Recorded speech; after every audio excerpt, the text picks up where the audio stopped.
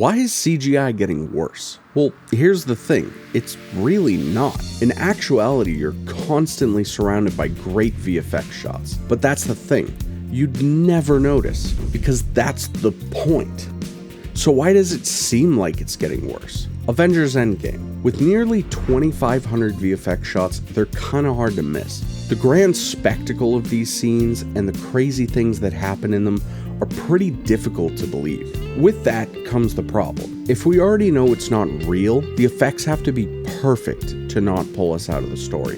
Like, come on, I know the giant-ass space whale isn't real, but damn, he looks good. Giant set pieces aside, this movie is also chock full of invisible VFX. For example, these suits aren't real. They hadn't finished the design by the time they were in production, so that got dumped on VFX. And maybe you knew that, but hey, it's not like the whole background is fake.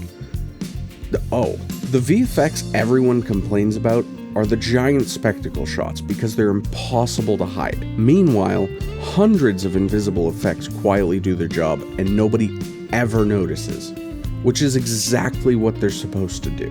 And the vast majority of visual effects like these ones aren't giant Marvel battles. They're boring, incredibly boring, which is exactly why they're so effective. The most common types of VFX are things like paintouts, which can be explained beautifully using the game Mecha Chameleon. Mecha Chameleon?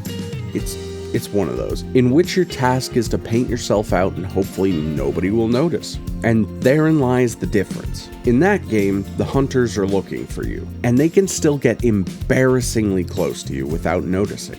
In your average commercial, nobody's looking for the paintout, so even half-decent paintouts become virtually invisible, and they are everywhere. Another common one is sky replacements. Not only do they elevate a shot to crazy new heights, but they're also kinda easy. We have a tutorial on here if you want to learn how to do them yourself, but that means they're getting thrown on everything. Bad weather, new sky. Boring weather, new sky. No weather, new sky. So why does poor VFX seem to be everywhere? Well, the real enemy here is time. Let me start this off with a hypothetical. Let's say you're a supervisor and your studio just landed Black Panther. Awesome. Yeah, so we're giving you the final battle. There's about 450 shots. Oh, cool. So some environment stuff, wire removals, stuff like that? Oh, it's gonna be way more involved than that. Oh, how so? What's this? It's the footage, silly. Oh, and you have 6 weeks. Ta-ta for now.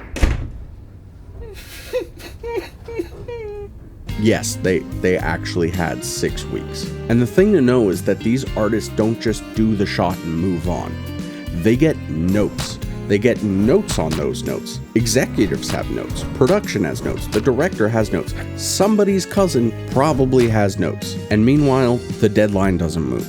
To be honest, it's incredible that they even finished all of these shots. If you dropped me into that situation, you'd find me curled up in a ball in the corner. And sure, this is an extreme example, but conditions like this are actually incredibly common. So no, VFX isn't getting worse. If anything, it's better than it's ever been. But what's actually happening is we only notice the failures. The successful shots disappear into the movie. And when productions ask artists to create hundreds of impossible shots on impossible deadlines, it shows. So the next time you see a bad CGI shot, just remember, for every effect you noticed, there's probably hundreds of others you didn't.